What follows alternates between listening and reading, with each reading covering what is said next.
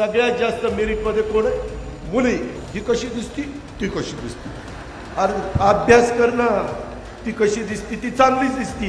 तुझं बघ आणि तू शिकला तर तुला चांगली मिळेल. हे कळलं पाहिजे ना, आणि हे आम्हाला शिकवायचं आहे. मला भरभरून या राज्याने दिलंय.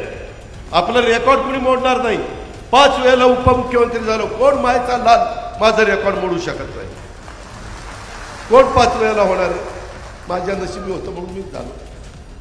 जाऊ द्या, त्याचा भाग वेगळा. महिलांना एखादं काम दिलं ना, या बाप आपल्यापेक्षा महिला चांगलं काम करतात. उपमुख्यमंत्री अजित पवार यांची जनसन्मान यात्रा कोल्हापुरातील चंदगड येथे शुक्रवारी पार पडली. यावेळी अजित पवार यांनी उपस्थितांना संबोधित केलं. तसेच तरुणांसमोर त्यांनी जोरदार फटकेबाजी केल्याचंही पाहायला मिळालं.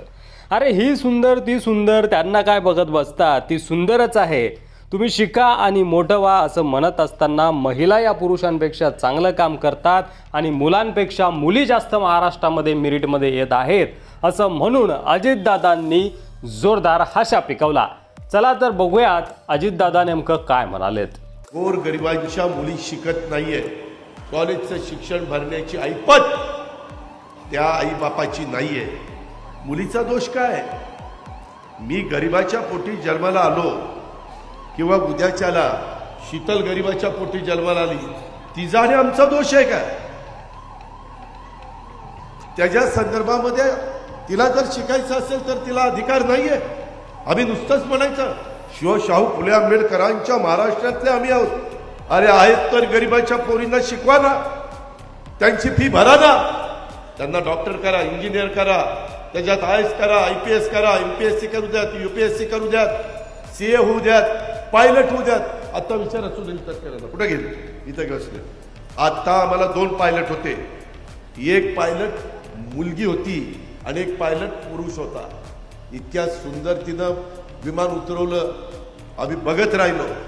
महिलांना एखादं काम दिलं ना, या बाप आपल्यापेक्षा महिला चांगलं काम करतात. कारण मी पण पुरुषच आहे ना, मला माहिती आहे ना कुठली जबाबदारी ह्यांना दिली. तुम्ही बघा 12वीचा निकाल काढा. सगळ्यात जास्त मेरिटमध्ये कोण आहे? मुली. मुलं कमी. 10वीचा निकाल काढा, सगळ्यात जास्त मेरिटमध्ये मुली, मुलं कमी. कारण मुलांना इकडं काय चाललंय, तिकडं काय चाललंय, ही कशी दिसती, ती कशी दिसती. अरे अभ्यास कर ना, ती कशी दिसती? ती चांगलीच दिसती. तुझं बघ आणि तू शिकला तर तुला चांगली मिळेल. अजितदादा यांच्या या जोरदार फटकेबाजीवर तुमचं मत कमेंट बॉक्समध्ये लिहायला विसरू नका. चॅनलवर नवीन असाल तर सबस्क्राईब करा आणि व्हिडिओ आवडला असेल तर जास्तीत जास्त शेअर करा. पुन्हा भेटू पुढच्या व्हिडिओमध्ये. तोपर्यंत रजा घेतो. धन्यवाद. जय महाराष्ट्र.